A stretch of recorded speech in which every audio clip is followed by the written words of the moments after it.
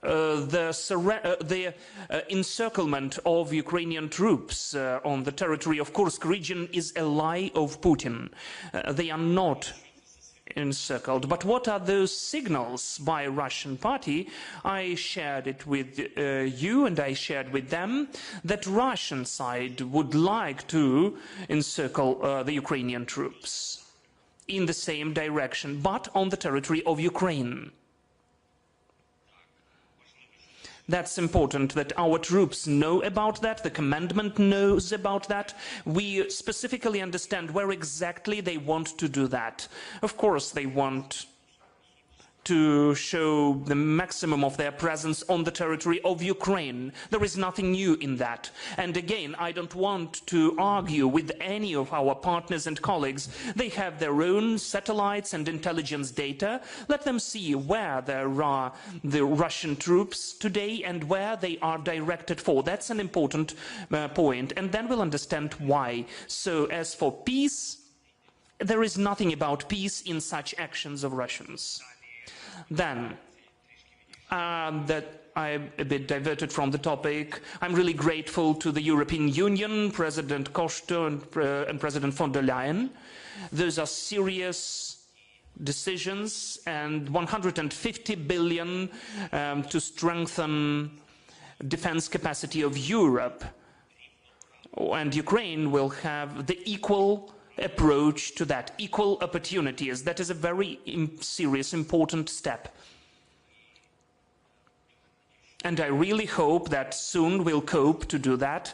And this is a very serious, substantial signal. I'm grateful to the European Union for that. Then, we have discussed that the partners also raised the issue that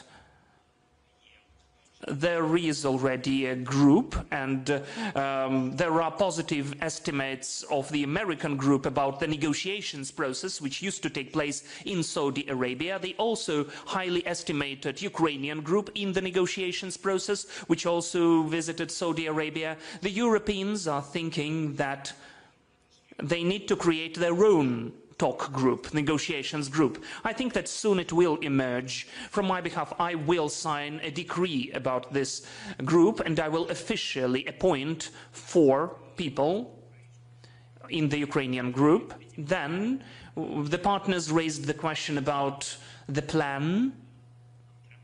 We need to reflect it on paper, the security guarantees plan, and also, especially German side and Turkish, they were saying that they need the plan of recovery, reconstruction. I think it's a good signal. It witnesses that everybody believes that the war can be ended. And there are all the chances. You just need to be strong, decisive, and conduct pressure onto Russia. As for the sanctions policy, Australia, New Zealand and other countries, all of them will go on and strengthen their sanction policy. Norway, I would like to thank Norway about the decisions on artillery and air defense, and also first and foremost, the drones which are manufactured in Ukraine, Czech Republic. That's very important, about an important outcome about the Czech initiative. I will not tell the amount, the volume of the package. It's very substantial. It's paid and signed about the initiative on the delivery of the artillery 155 for Ukraine. Thanks God, we have really good results here. So in a nutshell, that's it. Dear colleagues, what about your questions, please? The microphone is over there to the right, so that everybody could hear you. Please, BBC, let's start with you.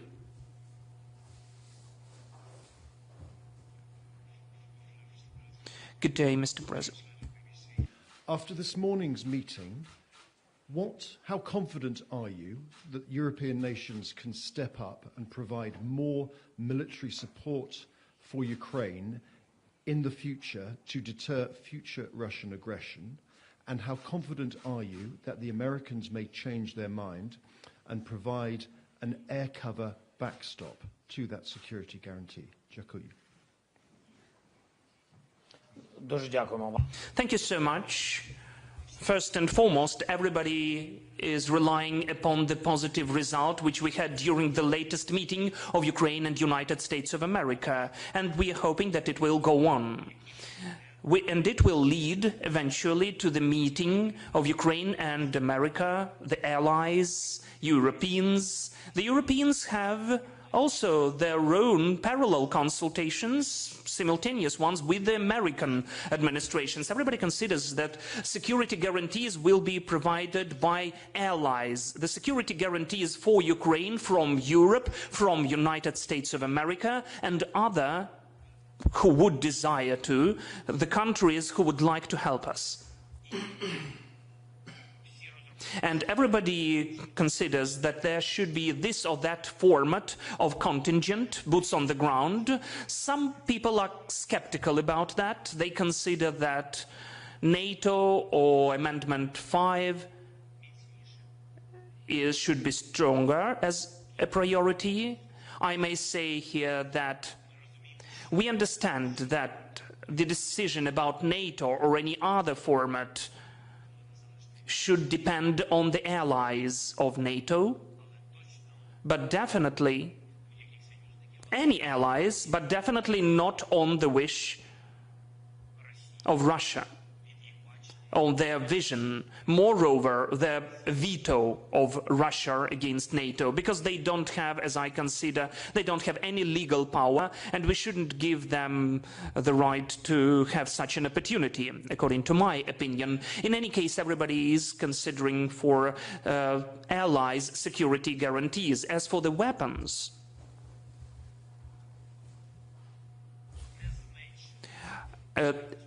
the army shouldn't be decreased. Strengthening of Ukrainian troops as the security guarantor of Ukraine for today and for the future, guarantor of security for the whole European continent.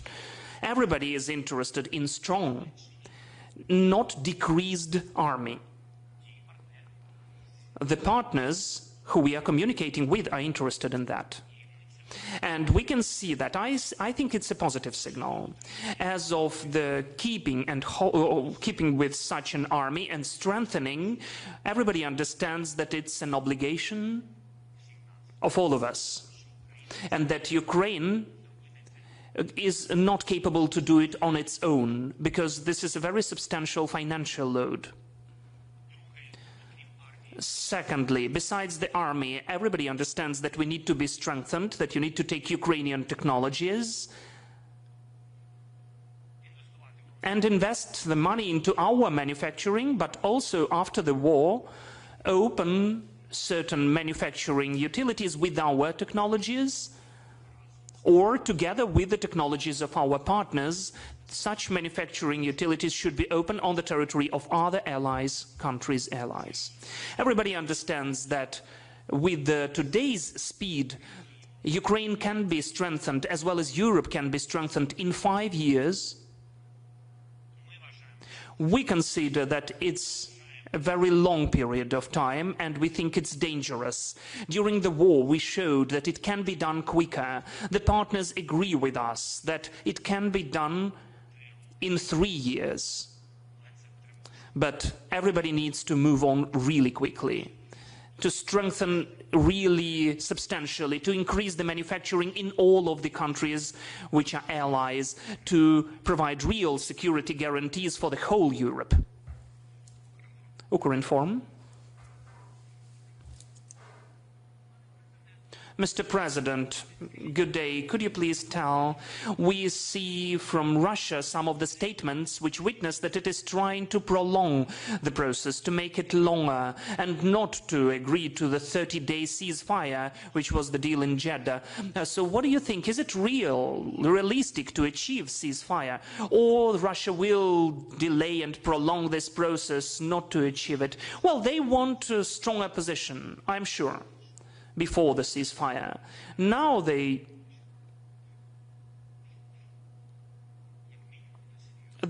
doesn't look, at least doesn't look serious. After the offers, after what they never were considering for, that we would find allies' decision in Jeddah. And they understand that they need to respond. So now they will tell either about control or anything else. But undoubtedly, I already said that if we only spoke about the ceasefire on the sea, they would say, why on the sea? If it should be ceasefire, it should be everywhere. If we said on the sea and in the skies, they would say, well, in the skies, they are only considering for the security of their energy system. So we narrowed down these opportunities for just beautiful words of Putin and his surrounding, who really don't want the end of the war. I think that we narrowed down this corridor, and we are ready for unconditional ceasefire for 30 days, which was offered by the American side. And that is why, if Russians disagree with that, they then disagree not with our offer, but they disagree specifically with the offer of President Trump. Because all of our developments have formulated, in the end of the day, were formulated by the Americans. And that is their specific position. And they, the team which used to be in the negotiations in Saudi Arabia, are the representatives of the position of President Trump. And that is why it's Putin who disagrees today with what was offered by Trump for Ukraine and Russia. And I consider that it is just, they try to find the position not to achieve the end of the war. Today, several partners, lots of them honestly, said, as for ceasefire, the most important for us and the United States, not to agree with but of Russia's. Ceasefire shouldn't go on with their but. Because this is the ceasefire for 30 days. It's not eternity. It's ceasefire, a silence of 30 days, when all of the sides have an opportunity to show their speed and wish to end the war. Or, vice versa, the opposite. Ми Україна. Thank you, Mr. President. Thank you for the opportunity. The first question, just yesterday President Trump mentioned that on the 17th of March we'll understand the answer of Russians on ceasefire, and on the 17th of March he will announce something. Should we look at this date, or do you plan your negotiations, I mean the Ukrainian track, with the US? And next week the negotiations group already announced that they can start talking about the monitoring of ceasefire mode. So did you plan such meeting, and how do you see the opportunity of such monitoring if Russia agrees? Because it seems that they say no, and moreover they have their own claims. Thank you. Well, monitoring can be coordinated. I'm sure the Americans, together with the European partners and together with our forces, can do that. I think that the prolonging, the delays in the process are taking place because what I already described. They would like to improve their own situation at the battlefield. Another point, on the 17th, well, if I would connect something to this date, I would drive attention to, well, I don't know when the conversation takes place, but I would look at the 17th of March of last year. What used to take place on the 17th of March last year? That's interesting, right? Interesting. I would drive your attention, if we are not mistaken, onto the International Criminal Court. What did it do on the 17th of March last year? Oh, the year before the last. Microphone, please. So I would drive your attention to that. What's this date? What does it mean? So that's why I think maybe in these or those conversations there is the opportunity to take place between the United States and Russia on Monday. Maybe, I don't know if it is real. What about the continuation of the dialogue of groups? The groups, well, we made a deal, how we can see it, As far as I understand, there is the representative of the United States who met with Russians, and I think that they discussed something, coordinated some of the positions. We'll see. We'll see what will take place later. I think that soon we'll have coordination with the United States on the following steps. We are really expecting, if the Russians disagree with the proposal of President Trump, we believe that the position of President Trump will be specific, harsh, straightforward about Putin. The lady in the end, could you remind me where you are from? Microphone, please. Mr. President, good day. We almost don't know anything about the meeting of Stephen Witkoff with the Russian dictator Putin. We only know that Putin kept him for 8 hours before receiving him. Does the Ukrainian power know anything about the negotiations of Americans and Russians? And which red lines exist for Ukraine in the issue of future potential truce? So speaking about any future steps, we would like to focus on how we have to make a deal about that. We constantly advise all of the partners not to change their deals, and we would like to stand on our deals. We had to show that we would like peace and Russians want the war. I think that one meeting showed all of that already. A constructive, positive, and I'm again grateful to the Americans and Ukrainians for such a meeting. Another point is what used to take place in Moscow. I understand. Well, we can't know for sure what these people were discussing, but we understand that there will be many buts or arguments to put Ukraine in the weaker position. And it's very important to look at the position of the United States. If ceasefire should be full, then with any conditions, without any conditions. The position of all of them has to be specific, transparent, truthful, without losing dignity of both parties, in my opinion. As for people discussing different issues, and not only of Ukraine, well, that's the question to them, to their societies and their leaders. That's definitely not about us. We are speaking about the first step in the format, how it is discussed. That's it.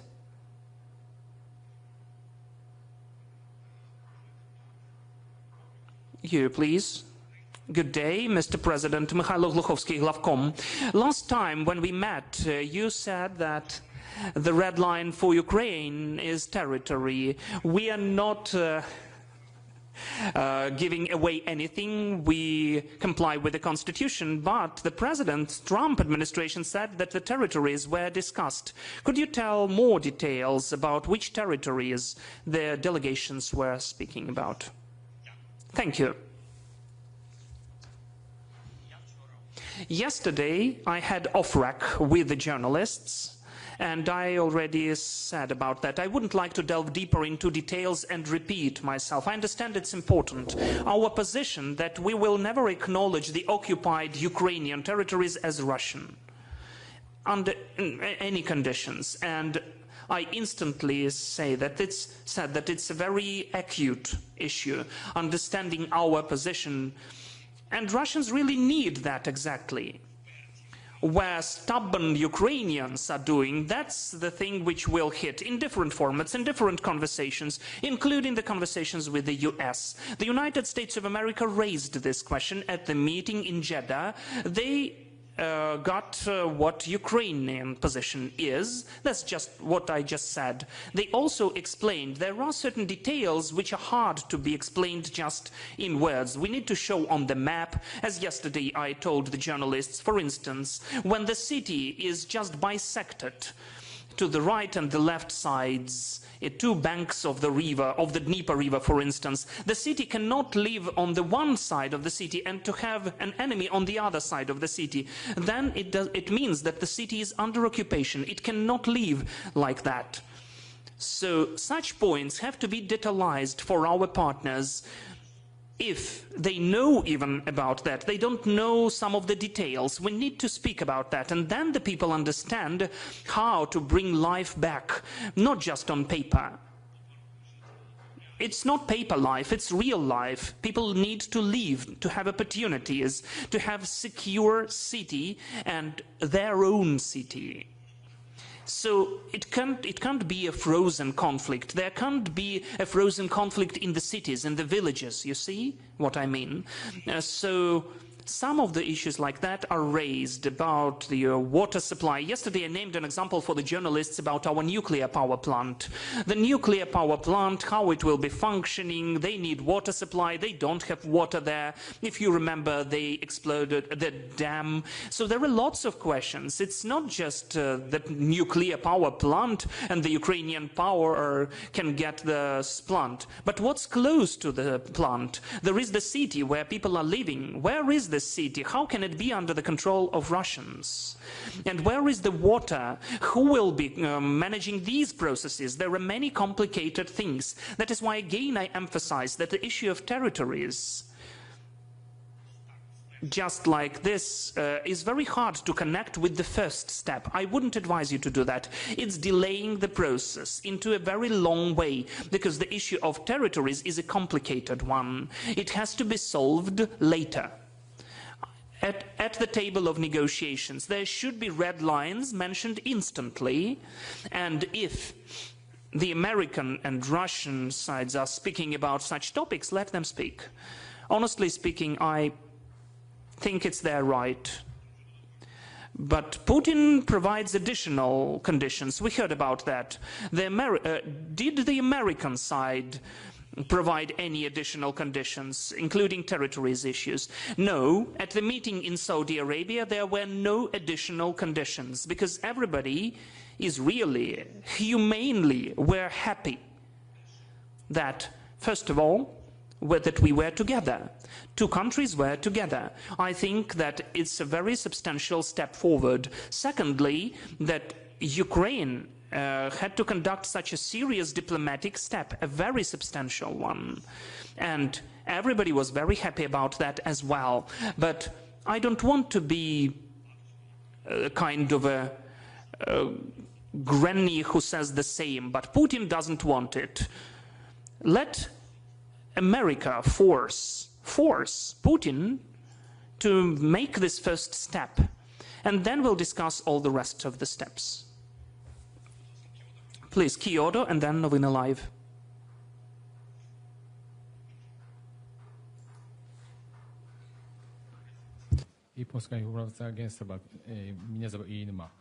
Are there still stockpiles Patriot missiles from America? It is reported today that the SAMPT missiles are almost out of stock. Is this true? If so, will Italy or France provide it Ukraine? Thank you. As for the missiles of SAMPT, let me say the following. It never happened. There was never a situation when they were enough. This is the question about the systems. We are grateful to Italy, we are grateful to France, and it really depended on these two countries. We are grateful to them because they gave what they had in their arsenal. And those are complicated systems. They are good. Well, we can't say that they are similar or analog of Patriot. They are cool. They are hitting down, but not everything what Patriot can do. That's true. But we are grateful for such systems. I wouldn't like to speak about the region specifically, but they used to help and they are still helping. There is one issue with this system, or with these systems, a huge deficit, a lack of missiles, and it was forever. I don't want to say how many missiles we have, what's with them. It's a permanent issue, a permanent one. But I don't want Italy or France to be offended, because they provided these systems to us and the missiles as well. There are some types of weapons. Let me tell you what the war told us. The war told us and taught us many things. One of the points, when you can take a license from the partner, you should do that, and we can then produce quicker. I did not get any licenses. I really wanted to. That was so important for me. Patriots, SAMP-T, Hawks. Though the Hawks, many countries and even gave us the systems because they don't use them. They are not new, but they are functioning, they are working. In some of our cities, especially the energy infrastructure, those systems are working, and we took them because we understood where exactly we can find the missiles, because Hawk missiles are all over the world. And as for SAMP-T, it's a complication, it's harder, it's really an issue, and replacement of SAMP-T could be Patriots, because it's approximately the same class of weapons. So this is the story about the air defense and the licenses. As soon the countries are able to give us licenses, and it is hard for them as well, because SAMP-T, it's not just, well, let me look at the example with Germany, with IRIS-T system. We can make a deal with them because they fully produce those systems. They manufacture those systems on their own. Then we can make a deal and consider and rely upon this or that monthly number for IRIS-T. That is why our military can specifically calculate how many missiles of IRIS-T they have. They shouldn't be for sure in the stocks, in the warehouses. No, we have the constant figure, the number of these missiles monthly. As for D2 system, so 3, there are systems which depend on 4 countries even, on 4 countries, and their political will to give us the licenses. We are developing this sphere. We are moving on. Thank you. Yes, please, Novina Live. Thank you for such an opportunity, Novina Live. I have the question about the truce or ceasefire. How long, according to your vision or feelings, can the process of this truce can go on? Who can sign it from our side? And what's the most important, what will happen if the ceasefire doesn't happen? What's plan B? The mode of ceasefire, it's not truce, it's ceasefire, I would say. Or the mode of silence. In English, first, we had 2 formats, ceasefire or truce, right? When we spoke about truce on air, on the sea, it meant truce. This is the same, ceasefire or truce, that's what we are speaking about. This mode of ceasefire or silence or truce is the mode which, as you know, there is an offer for 30 days now. It's hard for me to say what will take place later, because this is the period of time during which we need to produce a deal about the following steps. That's it, in fact. There is nothing to add here. And honestly, I think that if it is very hard, and maybe it will be hard, but if there is the first step done, I think, well, I don't know. I can't be for sure that 30 days are enough for that. I think that from our side it will be enough. But when we have 3 parties, 3 sides, and we'll do everything to have not 3 but 4 sides, to be Europe to be included as well, and I would like us to be supported by the partners, it's important for us. Because let's be honest, who will fund the support of Ukraine? Who will help in funding of our army? And where will Ukraine be in the security guarantees and its economic component of this guarantees? That depends on European Union. The help is Europe. I mean financial support of the army and the recovery of Ukraine. The whole world wants that, and maybe the whole world will do that, but we rely upon, first and foremost, upon Europe and America. And that is why I think that who we are relying upon, those have to be the subjects of the deal. Europe, the United States, and we, the ones who are at war, Ukraine and Russians. That's what I think. And then maybe not 30 days, maybe a bit longer will be needed. But still, it's very important to have this or that period of time in this truce deal, or maybe ceasefire deal. Then it will decrease some of the capacities of Russians to play into this eternal frozen conflict. If Russia violates it, microphone please, and it's done like that for multiple times already, then we will go on to protecting our motherland in spite of whatever Putin wants. Dear colleagues, a couple more questions and we need to end. Your question, and then, yes, and then AP, you will be the last, and that's it.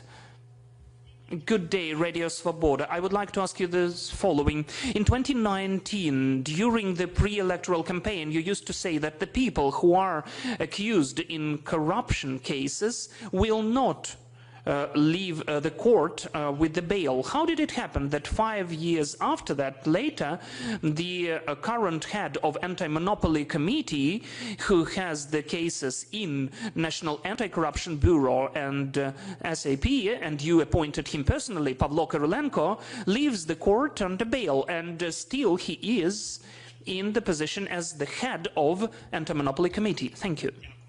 Thank you. First of all, I would like to tell you that in the whole world, people are being accused and have the right to be protected in the court. Ukraine is not an exclusion. Or you would like to make Russia out of Ukraine when people cannot protect themselves, when people are accused and they don't have the opportunity to protect themselves. That is why I do not appoint the courts and I do not fire. So, honestly speaking, it seems to me if there is a criminal case, let there be an indictment, let that be the verdict of the court, and the person should be responsible for that. AP, please, the last question.